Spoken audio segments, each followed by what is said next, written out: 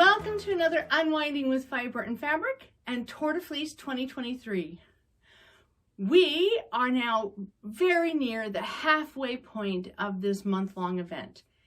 If you are choosing to spin along, not just with the Tour de France, but the Tour de France Femmes, then yes, we are making it about the halfway point. We also have a challenge day coming up, and we have another rest day coming up. Oh.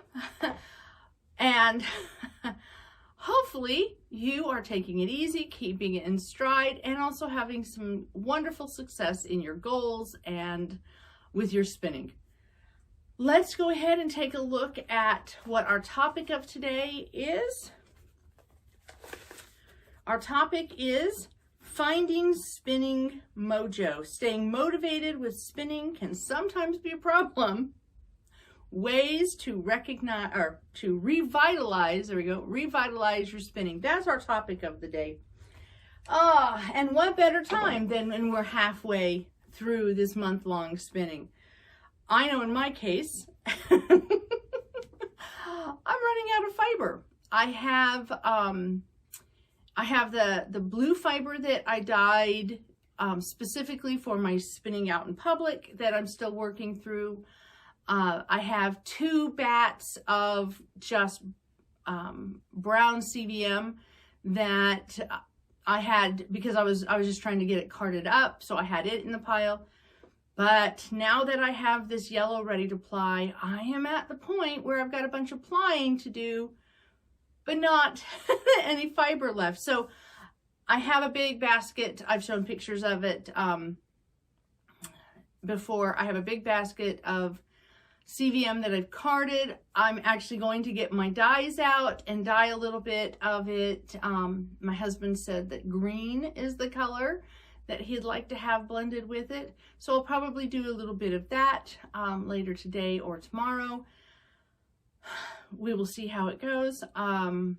So yeah, I'm looking at putting together some more fiber. Yes, I have tons of prepared fiber that I could just pull from the stash. And I may do that. I'm kind of undecided as to what I'm going to do that final week of spinning. So we'll see. But the idea of finding our spinning mojo, whether we have gone quite a while without spinning or like in a time like right now, we have been spinning day after day for quite a while, we can sometimes lose the enthusiasm. So let's talk about that today as I ply some yellow. Now, because it is a 3-ply that I'm doing, the Kate that is built into my Kromsky Sonata isn't going to work for me. My husband made this for me a few years ago because I was doing a lot of 4-plies. And it's just a plank of wood that he has drilled holes in and put some dowels in, and it's really dirty from the different spinning projects I've done, or plying projects. And it's good.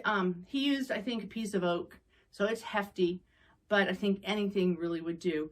Normally, and this is important, normally I will place this, because it doesn't have tension on it, I will place this as far behind me as I can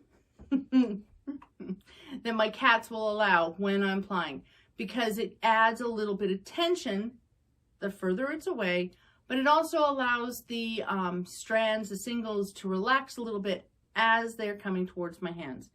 However, in this space, I don't have a long distance, so I'm just going to set it on the stool beside me, and it may actually make it so that my side camera catches pictures of it.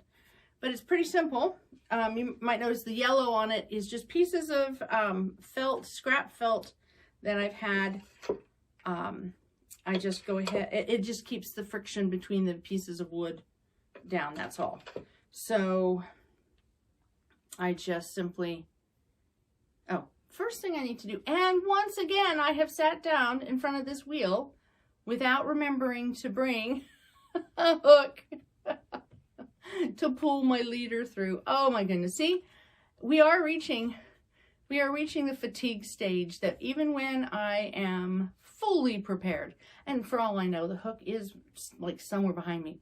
But again, as I've done in the past, this orifice is big enough I can get a finger through. But we're reaching that point where forgetting everything. So with plying, I just simply take the ends of my singles, I place them together, draw them through the leader on my bobbin, and then I will set this over here to the side, making sure to, in this case, ply the opposite direction of what I've been spinning is a very good thing. That way we're getting the opposite twist. And I just start going. Now, I read with somebody, they talked about learning how to ply, controlling the yarn. So keeping it a little bit further away can reduce the squirreliness of it coming up into your hands. Let me see if that shows up here in front of my shirt. Just put a finger between each strand. I tend to, I can ply in either direction, but for my preference, I like to use my right hand to control the plies coming up, and I use my left hand to control the twist. I have this probably set to a little more twist than what I want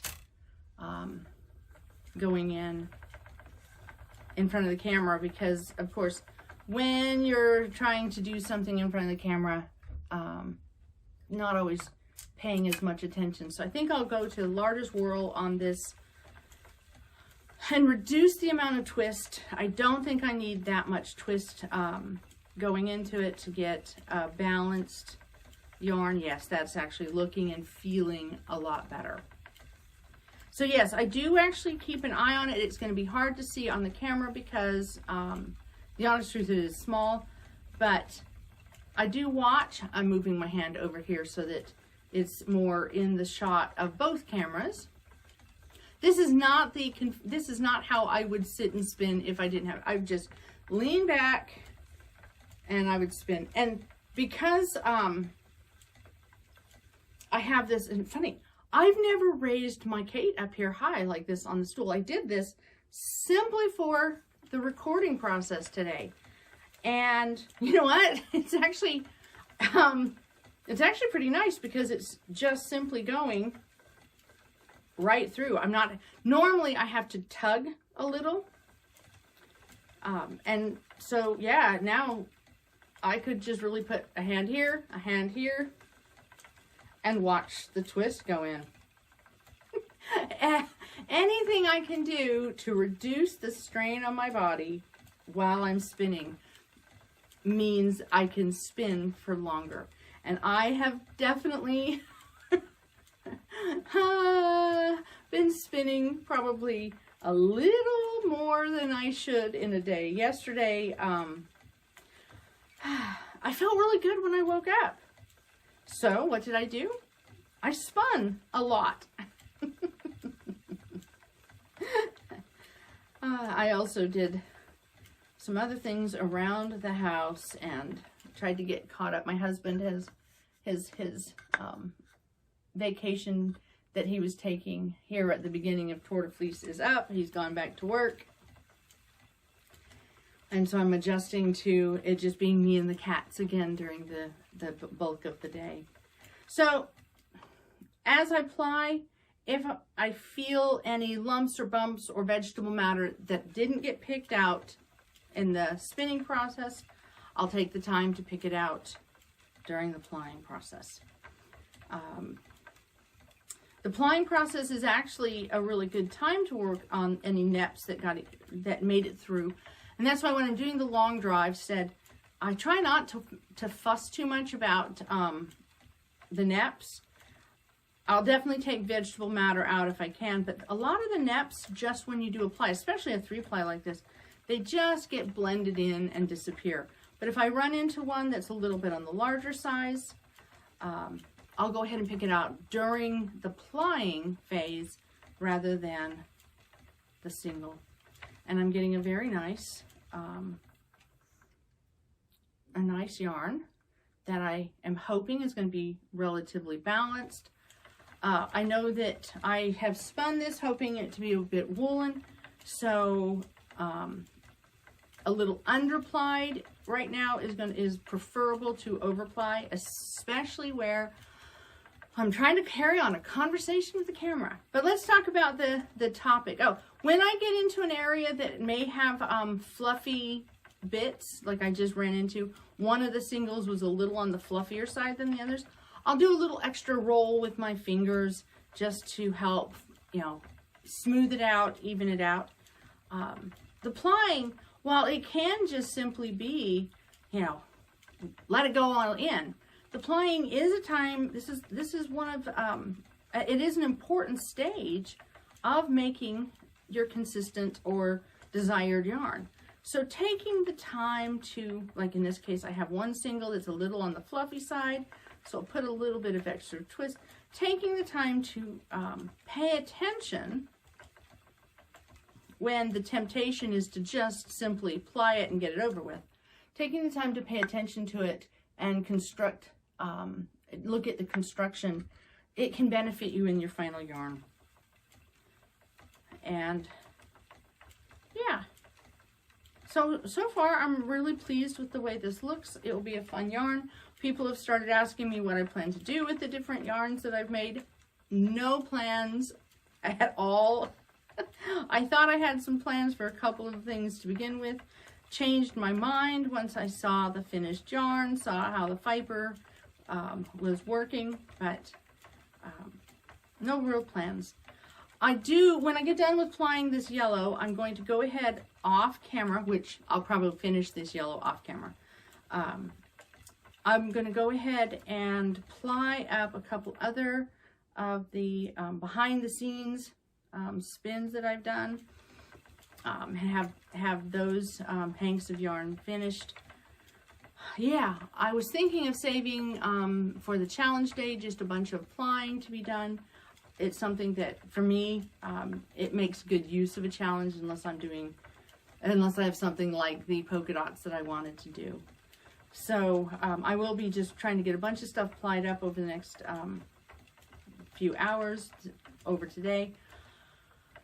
If I manage, if I manage to get all of this done in the time I anticipate, then I will have finished photos again at the end of this video, like I did had at the end of yesterday's video. All right, so let's bring my notes up here a little bit closer so that, oh, that's going to actually interfere with that camera seeing my hand. Not that there's not, I'm plying, there's not a whole lot that we're going to be able to see. So I doubt there's going to be a lot of added in footage unless the cats come in here and go crazy again. I don't think there's going to be a lot from my second camera. All right, so ways to revitalize your spinning. The first thing, if you're doing an event like right now and you start lagging behind, you're losing your mojo, the first thing I recommend is take a nap. Take a nap, take a walk, get some fresh air. Treat yourself to, as during Christmas time I talked about, treat yourself to a hot bath, a bit of a personal spa day. Sometimes the lack of mojo, the loss of the mojo, the loss of the creativity, sometimes it's just a sign that we're fatigued, and we need to rejuvenate. Think about the racers and how they have to refuel while they're racing. They train really hard for the endurance of it, but it still requires rest. It still requires fuel. And I know that when I was younger and my body cooperated more and I participated in large races, they had massage therapists that would come and help rub out the cramps that people would get at the end of a race. So you're doing an endurance event. You're doing an endurance activity. We sometimes think, well, I'm not, you know, even if you're using an electric spinner, an e-spinner. You are using muscles. You are exerting energy. Where we might not be doing as much cardiovascular exercise as others, we are using our muscles, we're using our body in a specific way. And, oh my goodness, I get fiber all over me. And fatigue can set in. Achy bodies can set in. Oh my goodness, yes, the achy body that I woke up with this morning. So, pamper yourself a little bit. If you are finding that your mojo has disappeared, ask yourself if you're just fatigued. That's the first one. So, once we get beyond the physical fatigue that spinning, especially during a big event like this, but at any time, once we get past the physical fatigue, then we need to ask ourselves, if we've addressed the physical, then what's holding us back? What has caused us to lose our interest? And one of the things, it's not on my notes, okay? But the thing I thought of this morning as I was trying to get my body to move and figure out what my next fiber is going to be to spin, one of the things that occurred to me was, actually I had popped on YouTube yesterday and saw a brief, just a few moments, I had just a few moments before it was interrupted of watching another spinner. And the thing that she mentioned was that she loved the spinning, but she was having a difficult time using the yarn. She wasn't really big into using the thing that she created. And that struck me as probably one of the biggest hurdles to keeping our spinning mojo. Too much accumulation of yarn. If you are spinning and you are not using it, it's going to start to build up. And even if it is precious to you and you love it, it's going to start to wear on your emotional state, making you wonder if you should spin more when you haven't used what you've already spun. So I'm just going to put that out there right here at the beginning of going over my notes. If after you've addressed the physical fatigue, address whether or not you're feeling guilty about spinning because you haven't used what you've already spun. And while we know that if properly stored, yarn has a really long shelf life, we may start to feel like we don't deserve the next spinning project because we haven't used what we already have. I think people fall into a couple categories when it comes to this. People who just don't worry at all, they do what feels good, okay? People who spin because there is a very practical purpose that they're using the yarn for, and that's what motivates them.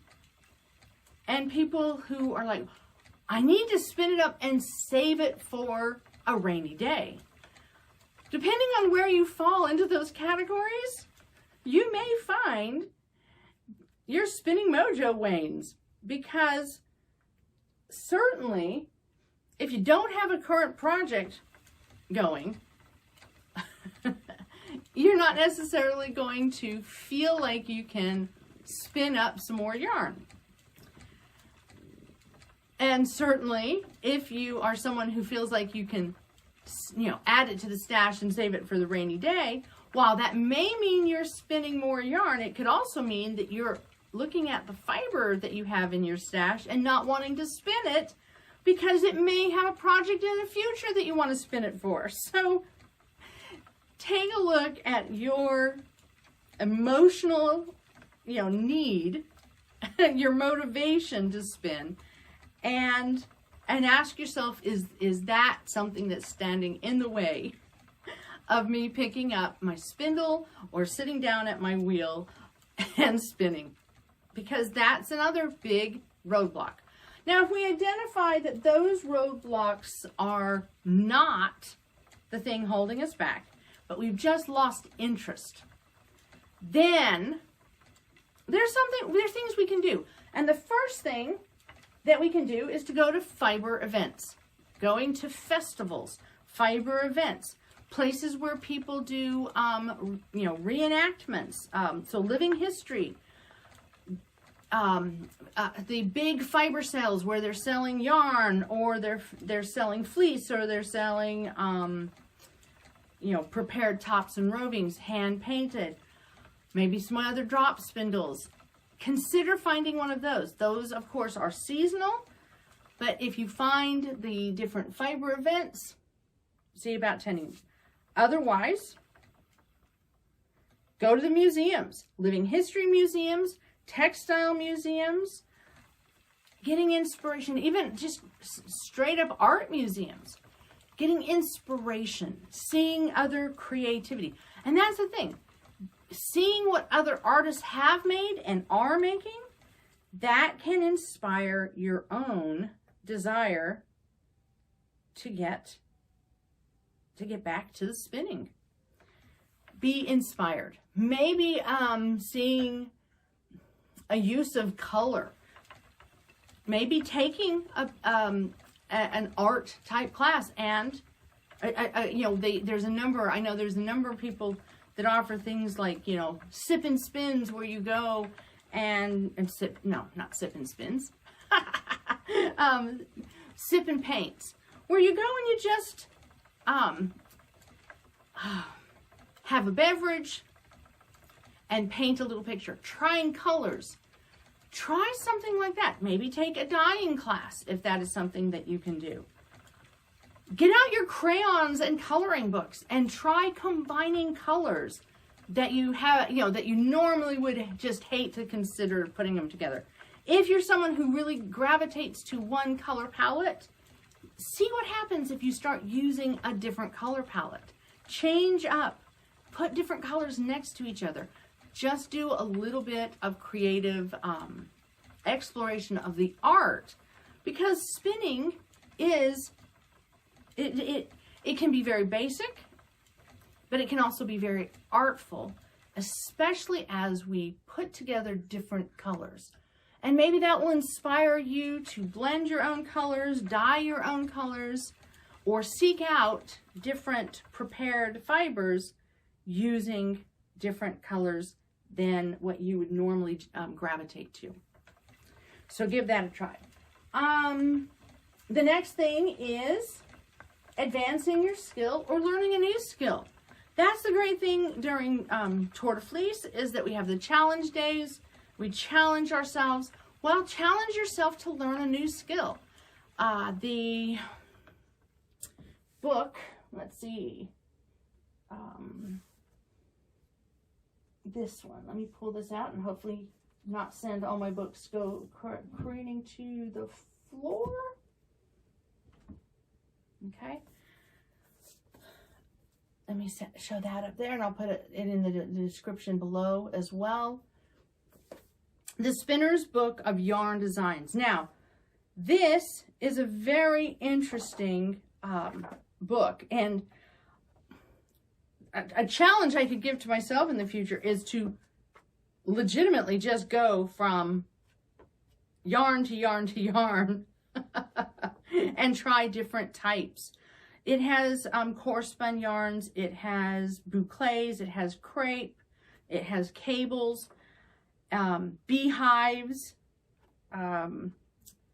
spiraled pigtail yarn. I mean, basically, it has a ton of different types of yarn, including, oh my goodness, what I was trying the other day, it says knop, K-N-O-P, knop yarn, in which you just let it coil back on that little section, like when I was doing with my spots, the first technique.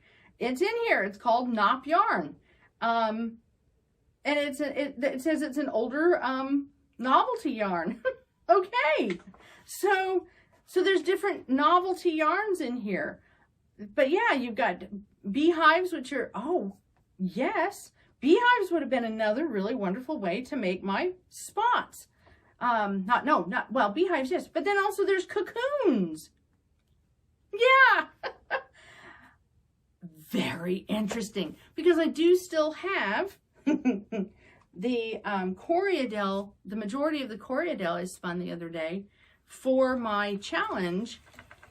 I haven't used it, and now I'm seeing in there different ideas of to how I can use that up and make more make more polka dots. So getting a book like that and trying just some different yarns in it, that could help. Sometimes just looking at the book can inspire you to get back to spinning. So learning a new skill, sometimes learning a new spinning skill can help, but also maybe learning a new skill with knitting or crochet or weaving can help, because now you're going to want to use more of your hand spun yarn in this new skill. So consider learning a new secondary to spinning skill, or advancing a skill you already have so that you can use the yarns in a more interesting or a more inspiring way. That's what I want, to inspire you more, because that's what it comes down to, is it's about trying to find the inspiration. So every once in a while, because I do have this so close together, my yarns get a little curly and I need to adjust. All right, not wanting this one to go too long, let me just say the final two I have covered a lot in the earlier videos, but I'll cover them here. Consider destashing, giving some of your yarn away so that you don't feel overwhelmed with the accumulation of the yarn. If you're not going to use it, give it to somebody who is going to use it. If you prefer spinning over knitting or crochet, then find someone to give it to that they'll knit it up and enjoy it. And then consider swapping fibers with others so that your stash gets mixed up and new blood, new fiber is added to the stash. So those are the things that I look at as far as a way to reinvigorate my mojo, to rejuvenate, revitalize the spinning mojo when it has faded. So I will continue to spin this today, and if all goes well, I will have pictures at the end. If not, there will be pictures on my Instagram within the day. Again, it is my goal to get this plied and share it. And then we'll see what tomorrow brings, because yeah, that's we have to come up with some different fibers. So I hope that you have a wonderful day spinning and unwinding with fiber and fabric, and we will see you tomorrow.